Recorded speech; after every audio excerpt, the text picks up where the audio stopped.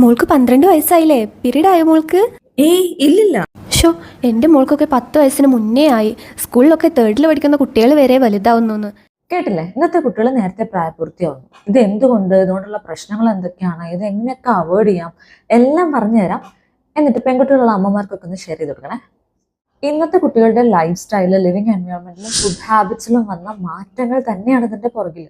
എന്റെ കുഞ്ഞ് കുറച്ചേ കഴിക്കുമെന്ന് അമ്മമാർ ഇങ്ങനെ പറയും. പക്ഷെ അവര് പറയുന്നത് വീട്ടിലുണ്ടാക്കുന്ന ഫുഡിന്റെ കാര്യം മാത്രമായിരിക്കും. പ്രോസസ്ഡ് ആൻഡ് റിഫൈൻഡ് ഷുഗേഴ്സും അമിതമായിട്ടുള്ള ഫ്രൈഡ് ജങ്ക് ഫുഡ്സ് കൊണ്ടുള്ള ട്രാൻസ്ഫാറ്റും ആണ് ബോഡിയിൽ സെക്സ് ഹോർമോൺസ് നേരത്തെ ആക്റ്റീവ് ആവാനുള്ള മെയിൻ കാരണങ്ങൾ. അതിന് നേരെ കണ്ണടച്ചിട്ട് കാര്യമില്ല. ഈ പടത്തിലൊക്കെ കാണിക്കുന്ന കാര്യങ്ങൾ നിങ്ങളുടെ കുഞ്ഞുങ്ങൾ ഡെയിലി എടുക്കുന്നുണ്ടോ എന്ന് മാത്രം നോക്കിയാൽ മതി. കുഞ്ഞുങ്ങളെ ഹാപ്പി ആവാൻ വേണ്ടി നമ്മൾ കൊടുക്കുന്ന ഐസ്ക്രീം, ബിസ്ക്കറ്റ്, ചോക്ലേറ്റ്സ് ഇതൊന്നും കുഞ്ഞുങ്ങൾ ഡെയിലി കഴിക്കേണ്ടതല്ല.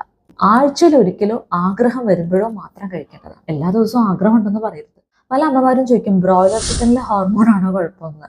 ബ്രോയിലർ ചിക്കൻ ആസച്ച് ഒരു വില്ലനൊന്നുമല്ല, അതിൽ ഹോർമോണും ഇല്ല, അതല്ല കാരണവും. പക്ഷേ അത് കുഞ്ഞുങ്ങൾ കഴിക്കുന്ന പ്രിപ്പറേഷൻ എങ്ങനെയാണ്? ബ്രോസ്റ്റ് ചിക്കൻ, ഫ്രൈഡ് ചിക്കൻ, ഷവർമ വിത്ത് മയണൈസ് ഇങ്ങനെ കഴിച്ചാൽ അത് പ്രശ്നക്കാരനാവും. മനസ്സിലായോ?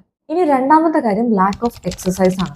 നമ്മുടെ ചെറുപ്പകാലത്ത്, അതായത് പണ്ട് കുട്ടികളൊക്കെ പാടത്തും പറമ്പിലൊക്കെ ഓടിക്കളിക്കായിരുന്നു അല്ലെ. വൈകിട്ട് സ്കൂൾ വിട്ട് വന്നിട്ട് പന്ത് കളിയും മറ്റും. ഇന്നത്തെ കുട്ടികളോ മൊബൈലും പിടിച്ച് എവിടെയെങ്കിലും ബേക്കറി ഉറച്ചുകൊണ്ടിരിക്കും. ശരീരം ഒന്നും അനങ്ങുക പോലും ഇല്ല.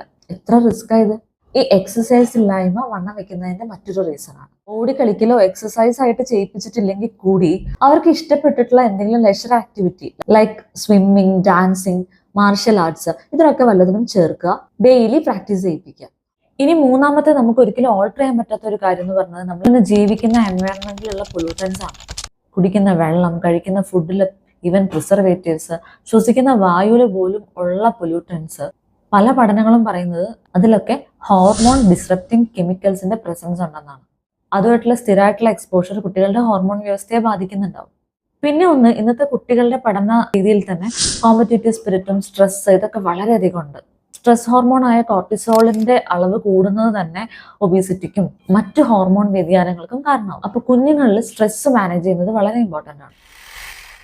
ഇനി ഈ കാര്യത്തിൽ അമ്മമാർ എപ്പോഴാണ് ശ്രദ്ധിക്കേണ്ടത്? 8 വയസ്സിന് മുമ്പേ ബ്രസ്റ്റ് ഡെവലപ്മെന്റ് കാണുക, 10 വയസ്സിന് മുമ്പേ പീരീഡ് ആവുക, ഇതാണ് പ്രിക്കോഷ്യസ് പ്യൂബർട്ടി. പക്ഷെ പീരീഡ് ആവാൻ വേണ്ടി കാത്തു നിൽക്കരുത്, അത് അവസാന പടിയാണ്. നിങ്ങളുടെ കുഞ്ഞിന് മറ്റുള്ളവരെക്കാളും നന്നായിട്ട് ബ്രസ്റ്റ് ഡെവലപ്മെന്റ് 8 വയസ്സിന് മുമ്പേ കണ്ടു തുടങ്ങുക, കക്ഷത്തിലും പ്യൂബിക് റീജിയനിലും ഒക്കെ നല്ല ഹെയർ ഗ്രോത്ത് കാണുക എന്നൊക്കെ ഉണ്ടെങ്കിൽ ഉടനെ തന്നെ ഒരു പീഡിയാട്രീഷ്യനെയോ അല്ലെങ്കിൽ പീഡിയാട്രിക് എൻഡോക്രൈനോളജിസ്റ്റിനെയോ കാണിക്കാൻ ശ്രദ്ധിക്കുക. അതെന്തിനാണോ ആ സമയത്ത് കാണിച്ചാൽ ഒരുപാട് പ്രശ്നങ്ങൾ നമുക്ക് സോൾവ് ചെയ്യാൻ പറ്റും. അതൊക്കെ എന്താണെന്നും എങ്ങനെയെന്നും നെക്സ്റ്റ് വീഡിയോ സ്റ്റേ ട്യൂൺഡ്.